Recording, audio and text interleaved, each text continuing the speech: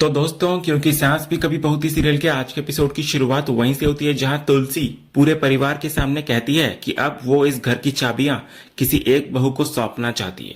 इतना बोलकर वो सबसे पहले नियति के पास जाकर रुकती है। तुलसी को अपनी तरफ आते देखकर नियति के चेहरे पर मुस्कान आ जाती है। उसको लगता है कि शायद चाबियां उसी को मिलने वाली है, लेकिन अगले ही पल तुलसी बिना कुछ कहे सिर्फ मुस्कुराते हुए वहां से आगे बढ़ जाती है। इसके बाद तुलसी दामिनी के सामने जाकर रुकती है और उसके सामने चाबियां करती है। दामिनी को भी यही लगता है कि इस बार ये जिम्मेदारी उसे मिलने वाली है। वो तुरंत झुककर तुलसी का आशीर्वाद लेने लगती है। तुलसी उसको आशीर्वाद देती है और कहती है कि उसने फैसला कर लिया है, लेकिन अगले ही पल वो मुड़कर सीधे आगे वैष्णवी के पास पहुंचती है और सबके सामने कहती है कि आज से इस घर की सारी चाबियां वैष्णवी संभालेगी। ये सुनते ही पूरा परिवार हैरान नजर आता है। किसी को भी अपने कानों पर यकीन नहीं होता।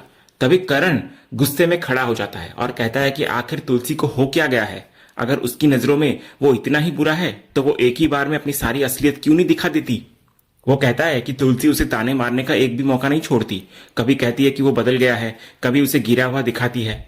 फिर वो गौतम की तरफ देखकर कहता है कि यही वजह थी कि वो बार बार कह रहा था कि यह औरत इस घर में वापस नहीं आनी चाहिए थी, लेकिन किसी ने उसकी बात नहीं मानी। इसके बाद वो कहता है कि उसने वैष्णवी को भी इस घर में लाने का विरोध किया था, लेकिन तुलसी उसकी मर्जी के खिलाफ जाकर उसे भी शांति निकेतन ले आई। करण गुस्से में तुलसी को पूछता है कि आखिर वो ये सब क्यों कर रही है। क्या वो उसे इतना मजबूर कर देना चाहती है कि वो खुद ही ये घर छोड़कर चला जाए। फिर वो कहता है कि तुलसी ने पहले उसे तोड़ दिया और अब शायद वो नंदिनी को भी इस तरह अपमानित करना चाहती है। उसके मुताबिक अब रोज वैष्णवी के आदेश चलेंगे और रोज नंदिनी को नीचा दिखाया जाएगा। शायद यही तुलसी का असली इरादा है। लेकिन इस पर तुलसी शांत रहते हुए कहती है कि अभी कुछ देर पहले तो करण ने खुद कहा था कि वो उसका बेटा नहीं है। अगर वो उसका बेटा ही नहीं है तो नंदिनी उसकी बहू कैसे हो गई, और जब नंदिनी उसकी बहू ही नहीं है तो वैष्णवी को चाबियां मिलने से उसे अपमानित महसूस कैसे हो सकता है। तो तुलसी की ये बात सुनकर करण व्यंग से हंस पड़ता है। वो कहता है कि तुलसी बहुत शातिर है, पहले खेल खेलती है और फिर खुद को महान साबित करने की कोशिश करती है। इसके बाद करण साफ कहता हुआ नजर आता है कि तुलसी चाहे जिसे इस घर में ले आए, चाहे चाबियां किसी को भी दे दे, उसे कोई फर्क नहीं पड़ता। उसे किराया चाहिए तो वो किराया ले ले, पैसे चाहिए पैसे भी ले ले, लेकिन एक बात याद रखे कि वो ये घर छोड़कर कभी नहीं जाएगा। इतना बोलकर करण गुस्से में वहां से चला जाता है। करण के जाते नियति बोल पड़ती है। वो कहती है कि नंदिनी के बारे में तो तुलसी ने साफ कर दिया कि वो इस घर का हिस्सा नहीं है, लेकिन दामिनी का क्या, वो तो इस घर की बहू है ना। क्या उसके बारे में भी एक बार नहीं सोचना चाहिए था तुलसी को। इस पर तुलसी कहती है कि उसने सिर्फ किसी एक व्यक्ति के बारे में नहीं बल्कि पूरे परिवार के बारे में सोचकर यह फैसला लिया है। फिर वो नियति से कहती है कि दामिनी के लिए उसकी इतनी सहानुभूति देखकर अच्छा लगा, लेकिन फैसला अब हो चुका है। ये चाबियां न नियति को मिलेंगी, न नंदिनी को और न ही दामिनी को, बल्कि ये चाबियां सिर्फ वैष्णवी के पास जाएंगी। और उसके इस फैसले पर किसी को कोई ऐतराज नहीं होना चाहिए, क्योंकि घर उसका है, चाबियां उसकी है और फैसला भी उसका ही होगा। तभी शोभा आगे आकर धीरे से कहती है कि बात ऐतराज की नहीं है, लेकिन ये जिम्मेदारी बहुत बड़ी है मम्मा। अगर घर की कोई बड़ी बहू ये जिम्मेदारी संभालती तो शायद ज्यादा बेहतर होता, क्योंकि वैष्णवी अभी अभी इस घर में आई है। इस पर तुलसी मुस्कुराकर बोलती है कि जब बा ने उसे इस घर की चाबियां दी थी तब वो भी छोटी ही थी, इसलिए जिम्मेदारी उम्र देखकर नहीं बल्कि काबिलियत देखकर दी जाती है।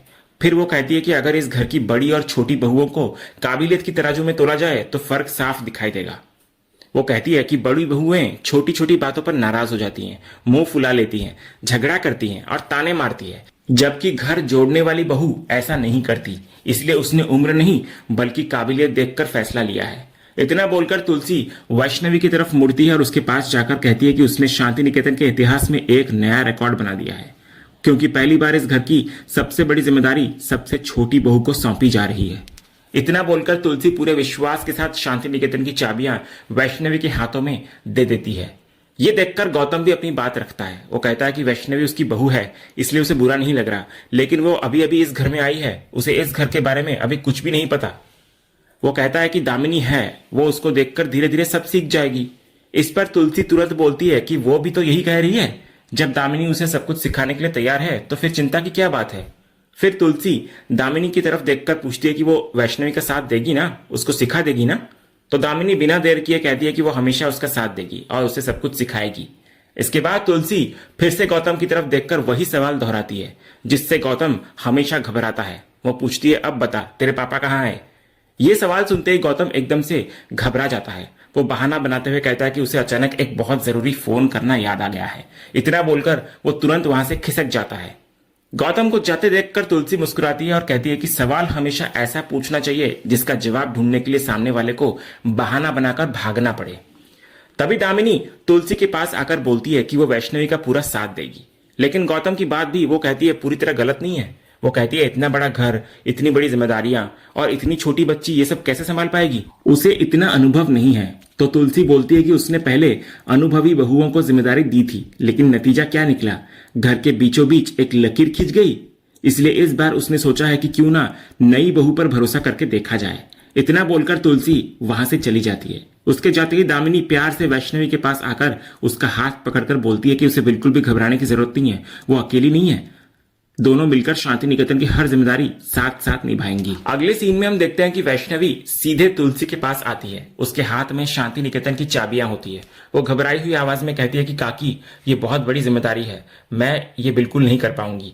वो कहती है कि इस घर की असली मुखिया हमेशा से तुलसी रही है और हमेशा वही रहेंगी। वो कहती है कि वैसे भी इस घर में अभी तक ज्यादातर लोग उससे नफरत करते हैं, तो ऐसे में वो किसी को कैसे संभाल पाएगी। इसलिए वो तुलसी से हाथ जोड़कर कहती है कि कृपया ये चाबियां वापस ले लीजिए, क्योंकि मैं ये जिम्मेदारी नहीं निभा पाऊंगी। इस पर तुलसी प्यार से उसको समझाती है। वो कहती है कि जब वो 10 साल इस घर में नहीं थी, तब वैष्णवी ने अकेले बंदेज जैसा बड़ा कारोबार संभाला था, खुद को भी संभाला था। फिर आज वो ये कैसे कह सकती है कि उससे ये नहीं होगा। तुलसी आगे बोलती है कि घर को संभालने का मतलब सिर्फ चाबियां संभालना नहीं होता। घर को एकजुट रखना मतलब वो धागा बनना होता है जो हर रिश्ते को एक माला में पिरो कर रखे, और बस यही धागा अब वैष्णवी को बनना है। लेकिन वैष्णवी कहती है कि धागों में जज्बात नहीं होते, उनसे कोई नफरत नहीं करता। यहाँ तो इंसानों को जोड़ना है, उनके दिल बदलने हैं, और ये काम बहुत मुश्किल है। वो कहती है कि इसलिए वो उम्र में भी छोटी है और अनुभव में भी। तब तुलसी मुस्कुराकर बोलती है कि कोई भी बच्चा पैदा होते ही तैरना नहीं सीखता, माँ बाप ही उसे तैरना सिखाते हैं। कोई धीरे धीरे सिखाता है तो कोई सीधे पानी में उतार देता है। इसलिए वो भी यही समझे कि उसकी काकी ने उसे पानी में धक्का दिया है, लेकिन डूबने नहीं देगी, तैरना भी वही सिखाएगी। वैष्णवी फिर भी घबराकर कहती है कि उसे समझ नहीं आ रहा कि शुरुआत वो कैसे करेगी, किससे क्या कहेगी। इस घर में उसकी बात कोई नहीं सुनेगा। इस पर तुलसी मजाक करते हुए कहती है कि इसी वजह से उसने उसे शांति निकेतन की मीना कुमारी कहा है। हर बात पर रोना बंद करे और बस जैसा वो कहे वैसा करती जाए। इतना बोलकर तुलसी वैष्णवी के कान में धीरे से एक योजना बताती हुई नजर आती है। तो योजना को सुनते ही वैष्णवी की आंखें बड़ी हो जाती है। वो घबराकर कहती है कि नहीं काकी, मैं ऐसा बिल्कुल नहीं कर पाऊंगी, मुझसे ये नहीं होगा, मुझसे ये मत कराइए, मुझे बहुत डर लग रहा है। तब तुलसी थोड़ा सख्त होकर बोलती है कि दूसरों से तो उसे डर लगता है, लेकिन उससे नहीं लगता क्या? आखिर वो उसकी सास की सास है, इसलिए उससे डरना भी सीख ले और जो कहा है वही करे, क्योंकि ये उसकी सलाह नहीं बल्कि आदेश है। फिर तुलसी मुस्कुराकर वैष्णवी को कहती है कि जाकर अब चाय लेकर आ मेरे लिए। दूसरी तरफ दामिनी के पास गौतम आता है। वो अब भी उसी बात को लेकर परेशान होता है। वो कहता है कि उसे समझ नहीं आ रहा कि माँ ने चाबियां दामिनी को क्यों नहीं दी। आखिर उसने ऐसी कौन सी गलती कर दी? पिछली बार चाबियां नंदिनी को मिली थी और इस बार वैष्णवी को। पता नहीं माँ को दामिनी से क्या शिकायत है। लेकिन दामिनी बिल्कुल शांत रहती है। वो कहती है कि अगर चाबियां उसे नहीं मिली तो क्या फर्क पड़ता है, आखिर वैष्णवी भी तो इसी परिवार की बहू है। तो दिन के आखिर में जिम्मेदारी परिवार के ही पास गई है। फिर दामिनी अचानक से गौतम को पूछती है कि माँ बार बार जो पापा के बारे में पूछ रही थी, क्या सच में उसे पता है कि पापा कहाँ है? ये सुनते ही गौतम का चेहरा बदल जाता है। वो झुंझलाकर बोलता है कि वो कितनी बार बता चुका है कि उसे अपने पापा के बारे में कुछ नहीं पता। इतना बोलकर वो गुस्से से वहां से निकल जाता है। उधर करण नियति से बातें कर रहा होता है। वो कहता है कि उसे नहीं पता तुलसी के दिमाग में क्या चल रहा है, लेकिन इतना जरूर जानता है वो कि उसने पहले भी उसका बुरा चाहा था और आज भी वही चाहती है, इसलिए वो किसी भी हद तक जा सकती है। नियति भी इधर अपना दर्द जाहिर करती है। वो कहती है कि आज उसके लिए एक बात बिल्कुल साफ हो गई है कि इस घर में उसकी ना कोई जगह है और ना कोई हैसियत। वो कहती है कि अंश से उसकी शादी नहीं हुई, इसलिए शायद उसकी कोई पहचान नहीं बची, लेकिन रियांश तो इस घर का बेटा था ना, क्या उसके नाम पर भी उसका इस घर से कोई रिश्ता नहीं बनता? उसे दुख होता है कि कल की आई हुई वैष्णवी को घर की चाबियां सौंप दी गई, लेकिन एक बार भी किसी ने उसके बारे में नहीं सोचा। आखिर ऐसे फैसले कौन लेता है? तभी पीछे से तुलसी की आवाज आती है कि मैं लेती हूं ऐसे फैसले। तो इधर तुलसी को सामने देखकर नियति का लहजा तुरंत बदल जाता है। वो धीरे से कहती है आप? तो तुलसी मुस्कुराकर बोलती है कि उसकी आवाज इतनी धीमी क्यों हो गई, अभी तो बहुत ऊंची और तीखी थी उसकी आवाज। फिर वो कहती है कि अगर वो कुछ कहेगी तो शायद नियति को बुरा लगेगा, लेकिन अब कहना जरूरी है।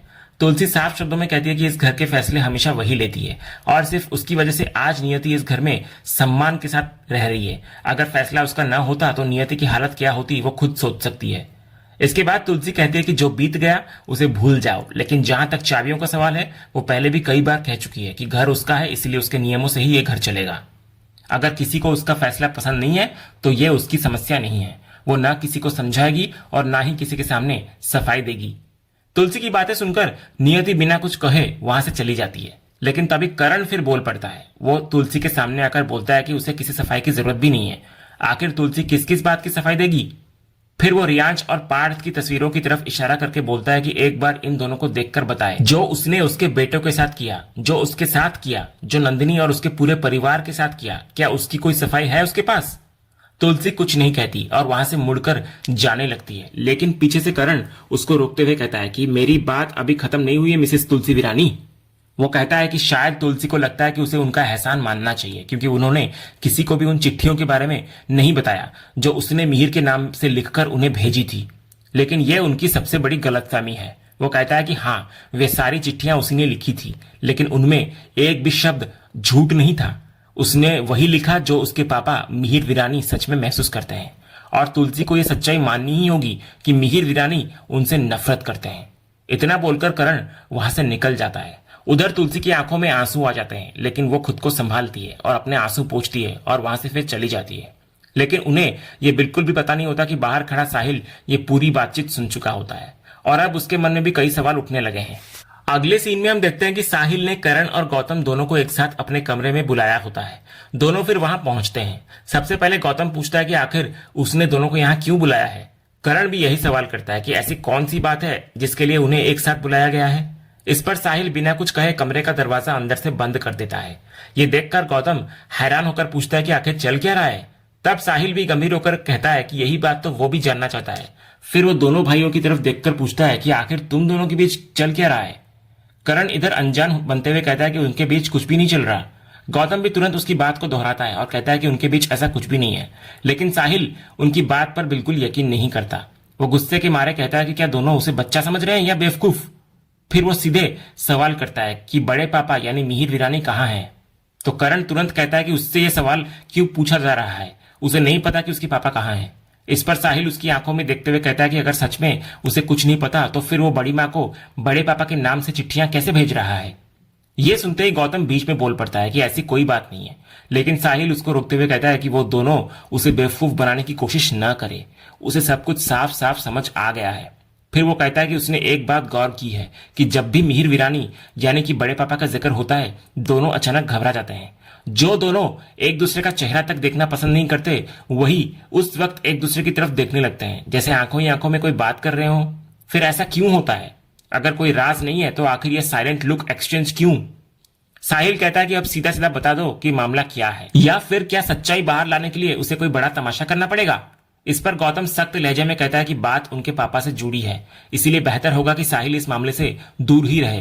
करण भी उसकी बात का समर्थन करते हुए साहिल को कहता है कि उसे भी इन सब बातों से कोई मतलब नहीं रखना चाहिए। वो इस मामले से जितना दूर रहेगा उतना ही अच्छा होगा। साहिल ये सुनकर भावुक हो जाता है। वो पूछता है कि आखिर वो है कौन? क्या वो इस घर का हिस्सा नहीं है? क्या वो इस परिवार का मेंबर नहीं है? इस पर करण और गौतम एक साथ कहते हैं कि ऐसा बिल्कुल नहीं है, वो उनका छोटा भाई है और हमेशा रहेगा। लेकिन साहिल कड़वी मुस्कान के साथ कहता है कि उनकी बातों से तो ऐसा बिल्कुल नहीं लगता। एक तरफ वे उसे अपना छोटा भाई कहते हैं और दूसरी तरफ उसी से कहते हैं कि इस मामले से दूर रहे और कोई मतलब न रखे। फिर वो ताना मारते हुए कहता है, थैंक यू इतनी जल्दी मुझे पराया महसूस कराने के लिए। एक ही झटके में परिवार से बाहर कर दिया तुम दोनों ने मुझे। वो आगे बोलता है कि सच कहे तो उसे यही उम्मीद थी। उसे बिल्कुल भी हैरानी नहीं हुई, क्योंकि आखिर इस घर में उसकी हैसियत ही क्या है।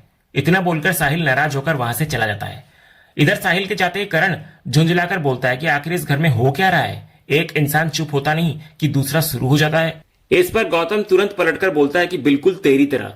तो गौतम की ये बात सुनकर करण गुस्से के मारे उसकी तरफ देखने लगता है और इसी सीन के साथ आज का ये एपिसोड यहीं पर खत्म होता है। तो दोस्तों, आज के एपिसोड पर आपकी क्या राय है? अपनी राय हमें कमेंट करके जरूर बताइए। अगर आप क्योंकि सांस भी कभी बहुत की हर नई अपडेट सबसे पहले देखना चाहते हैं तो हमारे चैनल को सब्सक्राइब कर लें और बेल आइकन को भी जरूर ऑन कर लें, ताकि आने वाली कोई भी वीडियो आपसे मिस न हो। फिलहाल आज के लिए बस इतना ही। हम फिर मिलेंगे अगले एपिसोड की एक और शानदार अपडेट के साथ। तब तक के लिए धन्यवाद।